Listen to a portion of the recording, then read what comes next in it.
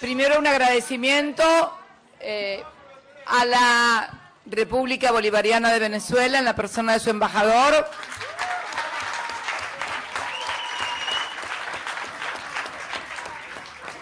Por habernos propuesto al Instituto Patria realizar aquí un homenaje al aniversario del natalicio de Hugo, de Hugo Chávez. Me encanta, embajador, que recordemos a la gente cuando nace, ¿no? Porque hay una cosa media latina de recordar a la gente cuando se muere y no a la gente que recordarla siempre viva, sobre todo a los grandes, porque los grandes no mueren nunca, no se van nunca.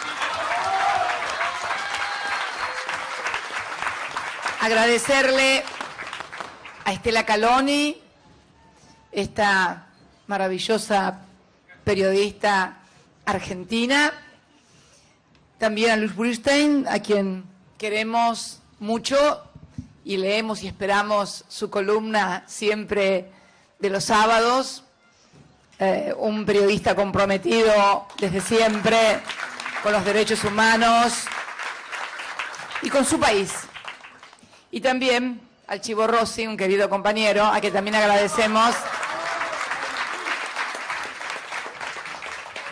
No sé lo que habrán dicho sobre Hugo, pero me parece que a lo mejor analizaron este momento que vive la región, ¿no? Y seguro se preguntaron qué hubiera pasado si hubiera estado Hugo o si hubiera estado Néstor también, seguro, ¿no?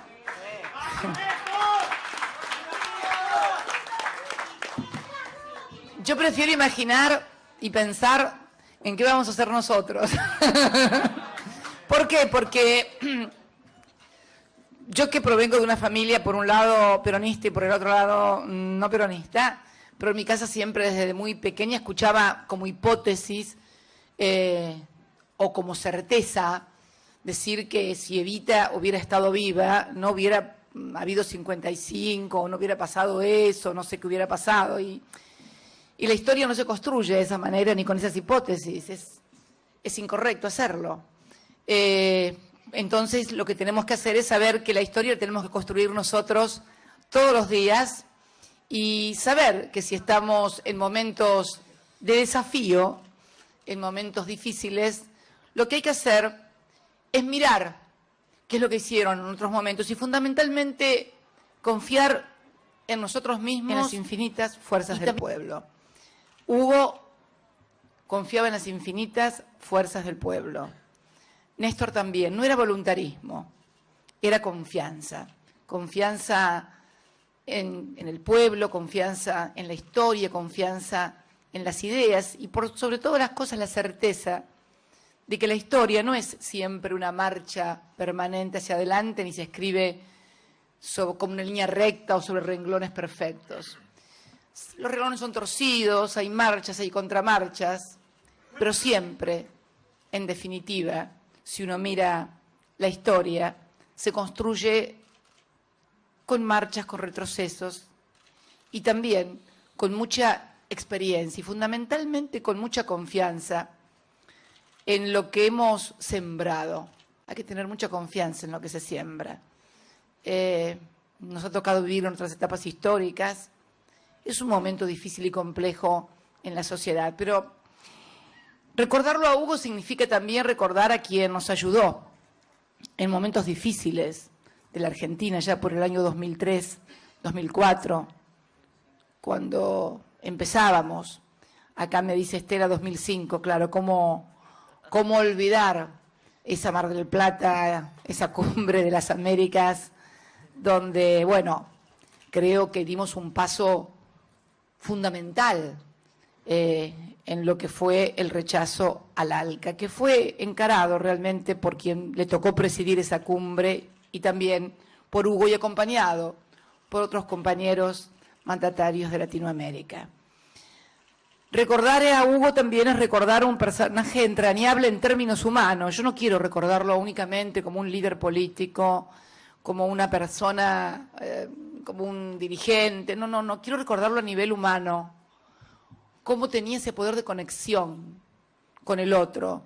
Como cuando vos estabas con él parecía que vos eras la única persona que estaba en ese mundo. Se tenía eso que tienen muy poca gente, que es prestarle la atención al otro, importarle lo que el otro le dice, y que puede ser desde el más humilde y desde las cosas más simples. Él se interesaba en todo, desde lo más complejo, como buen militar, estratega, hasta lo más simple. Lo conmovían las cosas simples también. Ese ser humano entrañable que cantaba el himno nacional argentino, que se lo sabía de memoria y a la perfección. Me maravillaba cada vez que iba a Caracas o cuando venía aquí nos recibía. Y bueno, quería estar presente en este momento, en este homenaje a sus 62 años. Votar cada 2 años. La democracia es que no nos tomen como consumidores o como usuarios, sino que nos tomen fundamentalmente como ciudadanos, que es lo que se está perdiendo un poquito ahora y que tenemos que recuperar. Mucha ciudadanía. Hugo Chávez era un ciudadano, no de Venezuela únicamente, embajador y compañeros, era un ciudadano del mundo, era un hombre que se solidarizaba con todas las causas justas y que las hay a lo largo y a lo ancho del planeta, que era pasional, por allí demasiado, y entonces lo confundían y decían que no, que eran gobiernos totalitarios o autoritarios o populistas, como nos calificaron a todos los gobiernos. Éramos, y creo que lo hicimos muy bien, gobiernos profundamente populares, nacionales y profundamente democráticos.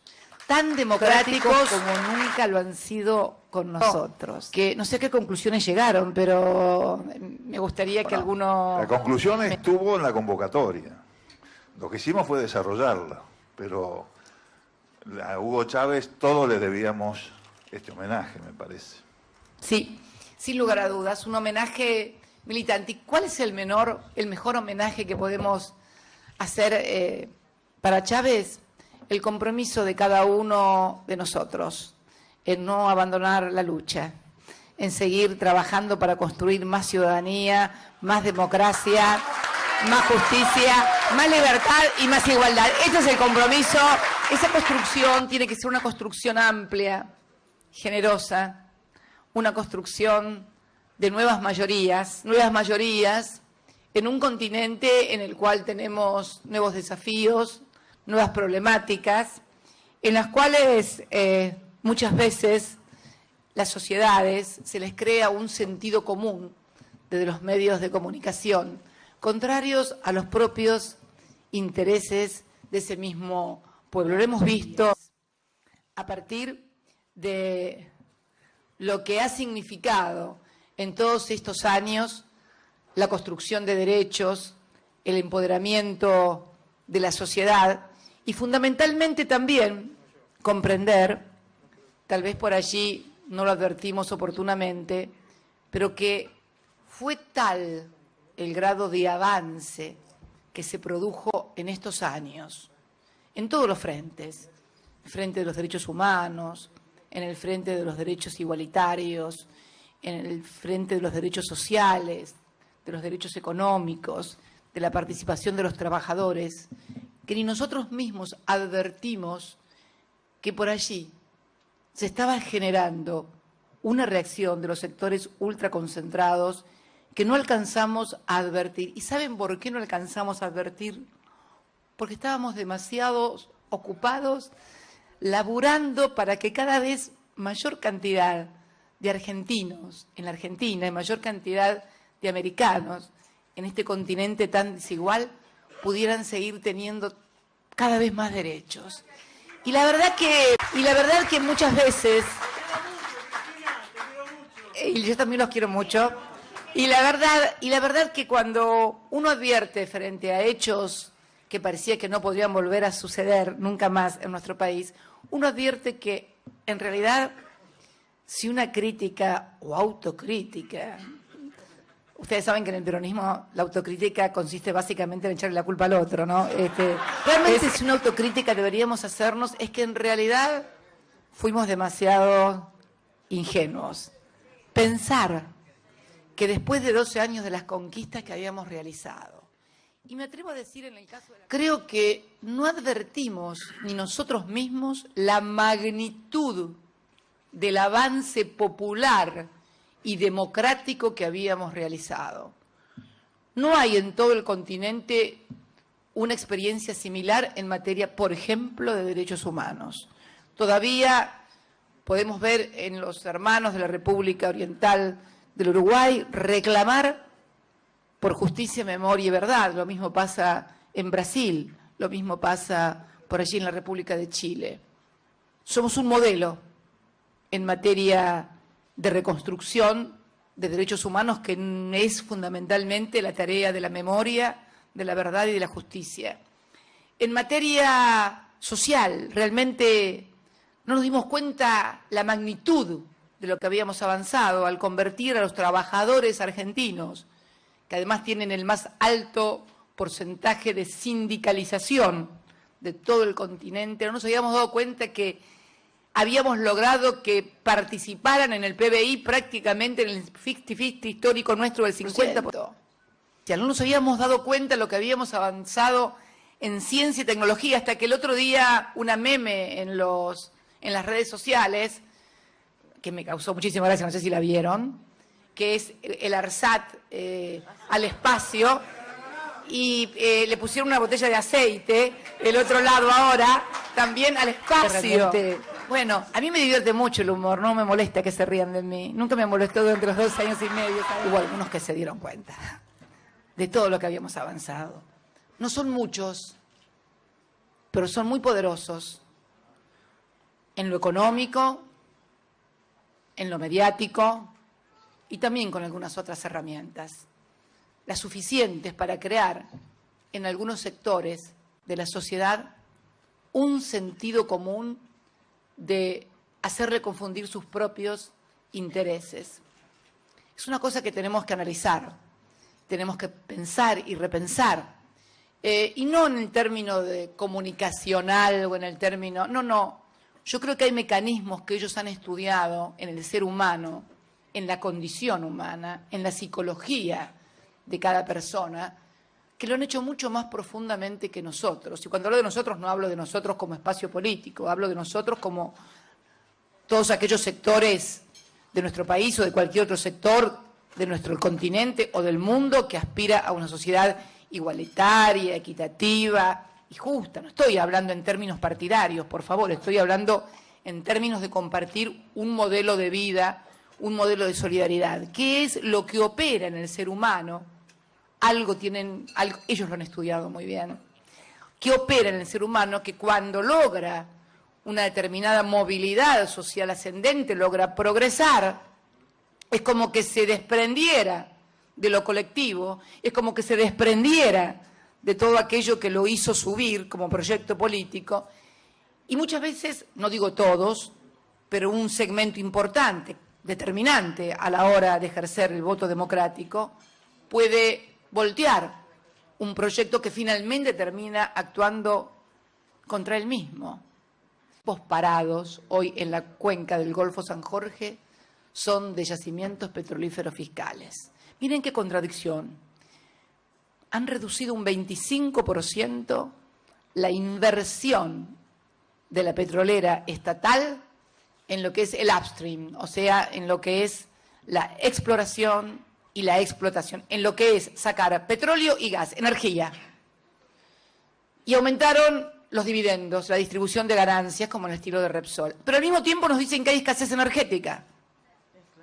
Entonces, ¿cómo? ¿Hay escasez energética y reducís la inversión en combustibles fósiles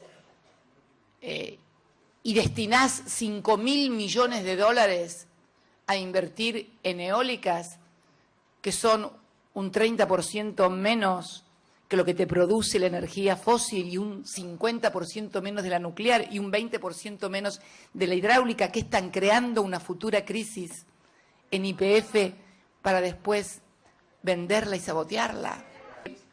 Se anuncia por un lado escasez energética, se dejan de perforar pozos, se dejaron de perforar un 36% de pozos.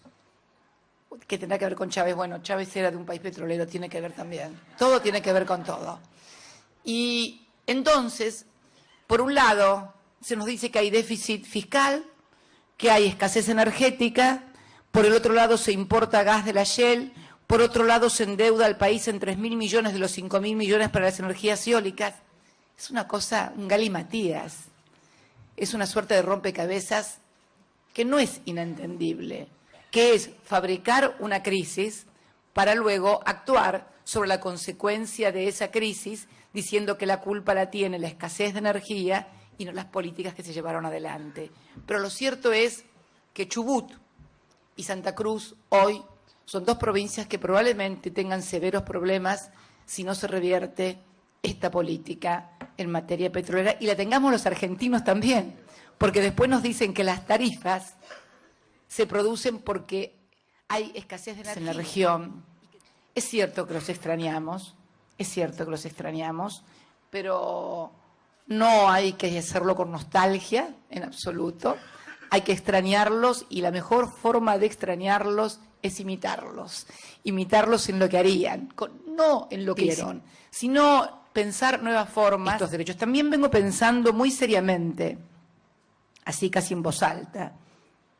Creo que es la primera vez que lo voy a decir en voz alta. Trabajamos mucho durante 12 años y medio, generando derechos, generando también responsabilidades, pero creo que también nos faltó un diseño y una construcción institucional, constitucional, que permitiera dar mayor certeza y mayor seguridad a las conquistas. Porque la verdad que estábamos tan ocupados en la tarea y en el trabajo que pensamos que el hecho de leyes eran suficientes, y no, creo que es necesario también que los argentinos tengamos un debate acerca de cuáles derechos queremos asegurar como piso para todos nosotros, qué cosas no nos pueden arrebatar, qué cosas se pueden discutir, qué cosas se pueden variar, pero cuál es el piso, el derecho, el piso de derechos, el piso de garantías que los argentinos no estamos dispuestos a ceder. Esto es un debate que tenemos que darnos. Me parece que lo que tenemos que lograr es ver cómo se articulan las infinitas fuerzas del pueblo, de sus organizaciones libres, de sus trabajadores, de sus intelectuales, de sus científicos, de sus dirigentes sociales, para dar esta discusión, este debate, que no es una discusión, debate únicamente en mesas, no. Esta discusión y este debate también se da en las calles, se da en las fábricas, se da en las universidades, se da en los barrios, en los clubes de barrios, en las juntas vecinales, en todos aquellos lados en donde pueda juntarse gente que, aunque venga de una historia diferente o de un partido diferente, sepa que a fin de mes tiene que llegar de la misma manera. Quiero terminar en este homenaje a Hugo en su 62 aniversario. Por acompañarnos, gracias embajador, gracias Estela, gracias Luis, gracias Chivo y gracias a todos y a todas por acompañarnos. Los quiero mucho, muchas gracias.